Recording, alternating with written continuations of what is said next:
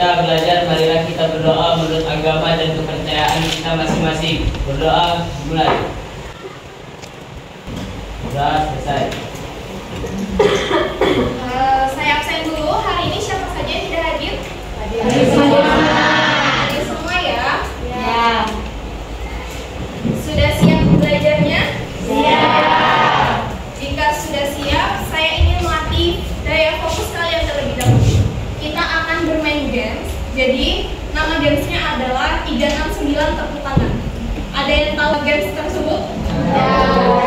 Jadi, kita akan berhitung dari angka 1 sampai dengan 9. Angka 3, 6, dan 9, kalian harus tepuk tangan.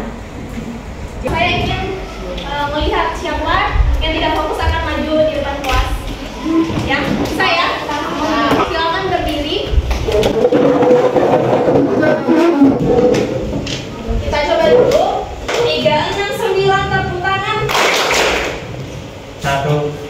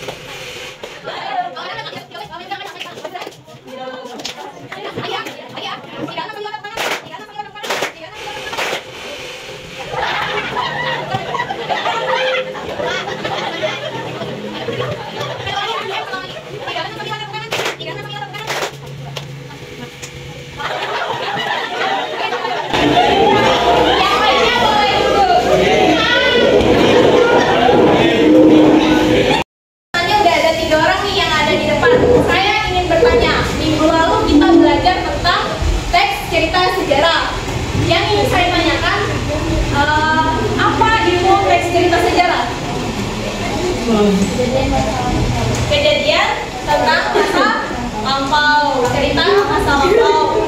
Lalu struktur teks cerita sejarah itu terbagi berapa? 3. Apa aja? Orientasi, peristiwa, sama Reorientasi, ya, betul sekali. Lalu kita minggu lalu juga sudah belajar mengenai nilai-nilai yang terdapat dalam teks cerita sejarah. Nilai agama itu apa?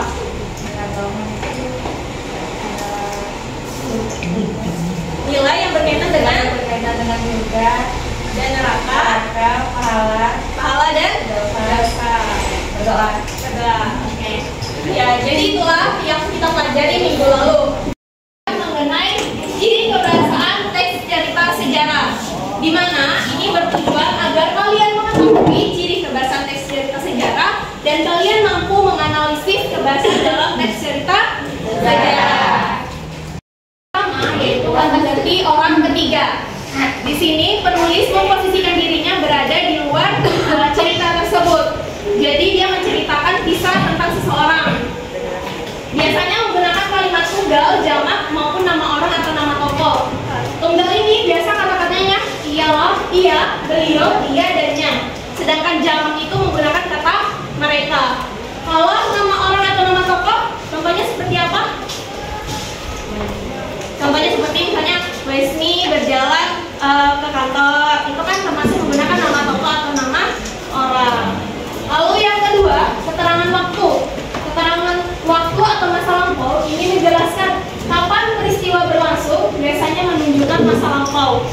Itu kata-katanya seperti pada zaman dahulu, pada tahun sekian, pada bulan lalu, itu adalah contoh kata dari keterangan waktu. Lalu yang ketiga, keterangan tempat. Keterangan yang menunjukkan dan menginformasikan lokasi peristiwa sejarah. Kata-katanya itu biasanya diikuti dengan di, ke, dan dari. Itu adalah contoh kata dari keterangan tempat. Dan yang terakhir ada verba. Verba ini adalah kata yang menunjukkan tindakan, biasanya ditandai oleh imbuhan me, ber, ter, di, mekan, dikan, dan lain-lainnya. Ada yang bisa sebutkan satu kata tindakan yang menggunakan imbuhan mekan? Angkat tangannya. Apa? Mekan. Melakukan. Apalagi? Memberikan. Memakan. Ya, itu adalah suatu tindakan ya. Dan sampai sini ada yang ingin ditanyakan? Jika tidak ada, minggu lalu kita sudah membagi kelompok. Sudah ya? Terdapat berapa kelompok dalam kelas ini? Ya. Silakan duduk di masing-masing kelompoknya.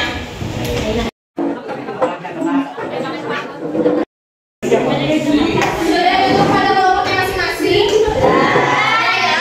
Jadi kita akan menganalisis tes cerita sejarah dengan judul Aji Batara Agung dengan Putri Karang.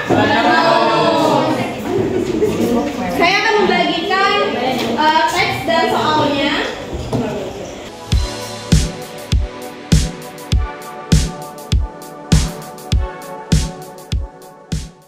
Jadi saya akan menjelaskan terlebih dahulu mengenai soalnya. Yang pertama yaitu tuliskan sinopsis. Tahu kan sinopsis itu apa? Ya, sinopsis adalah ringkasan atau gambaran singkat dari sebuah cerita. Lalu yang kedua, identifikasi struktur cerita sejarah.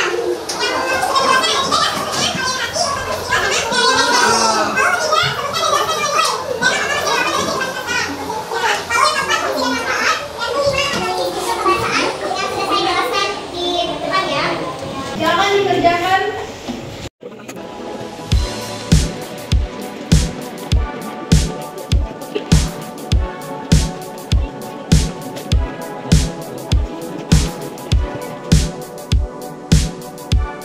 Bu mau bertanya?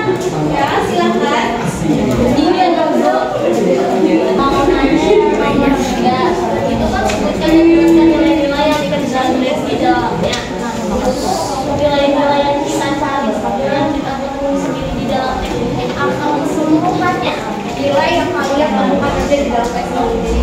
Berapa kalian temukan nilai yang kalian nanti saya beri minimal 3 ya, 3 nilai-nilai. Baik, terima kasih Bu sama. Yang lain ada yang ingin bertanya? Ya, apa yang ingin ditanyakan?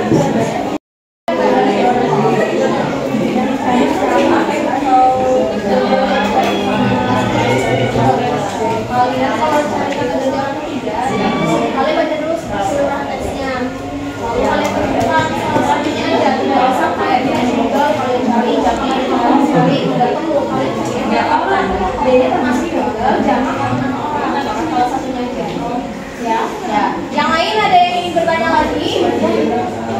Tidak ada ya. Silakan dilanjutkan analisis teksnya. Ya.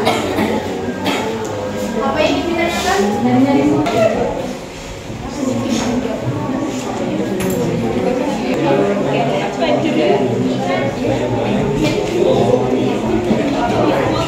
Jadi sinopsis ini, cara menentukan sinopsis itu, jadi kalian baca dulu keseluruhan teksnya. Kalian baca baru kalian ambil inti-intinya. Itu adalah sinopsis atau ini gambaran umumnya dari teks tersebut. Ya. Terima kasih Kak. Sama. Silakan dilanjutkan ya. Bu, kami udah selesai. Sudah? Yang lainnya sudah selesai juga?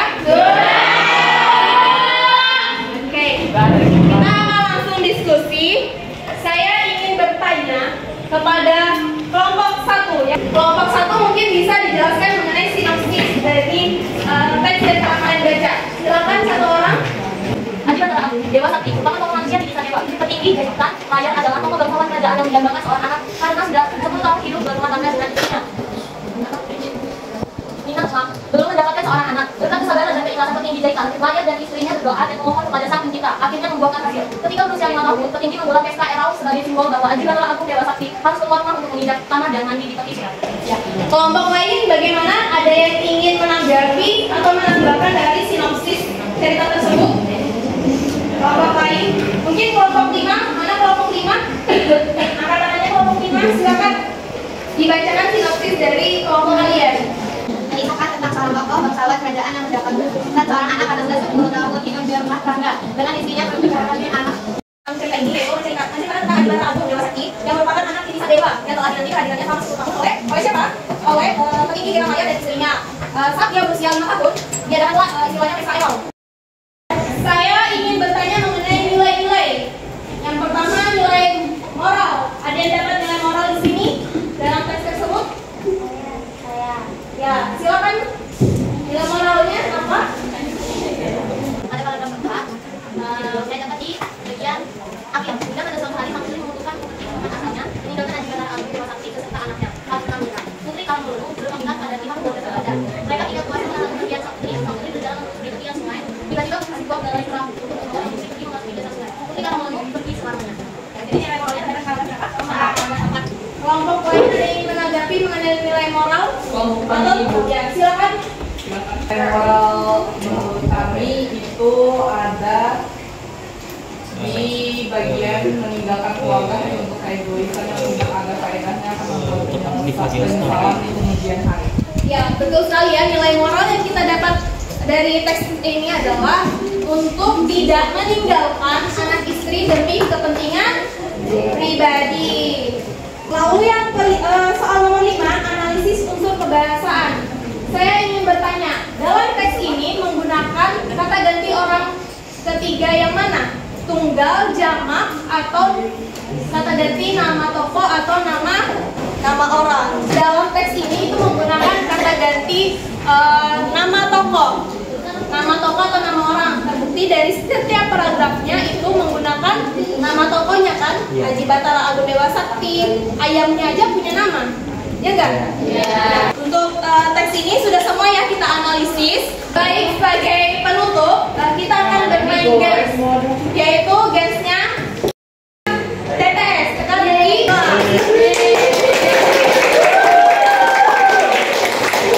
Silakan dibaca dulu soalnya. Yang bisa langsung maju buat jawab. Apa ya?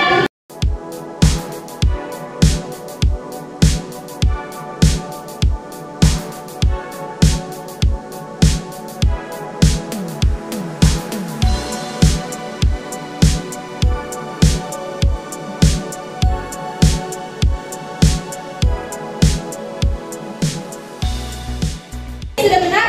Benar. Sudah ya. Buat applause dulu dong teman-temannya.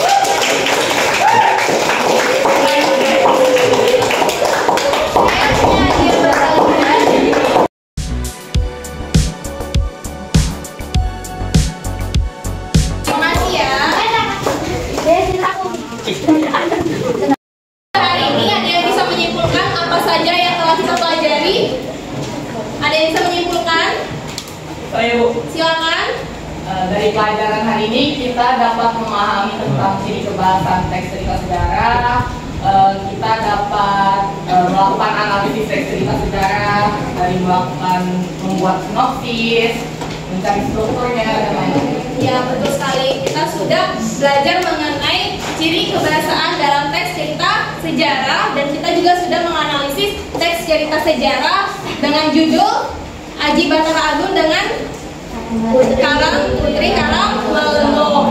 Jadi minggu depan kita akan masuk di bab 3 dengan materi teks editorial. Ini ada yang ingin bertanya sebelum saya akhiri? Tidak ada. Baik, silakan duduk di tempatnya masing-masing. Baik, terima kasih atas perhatiannya. Jika ada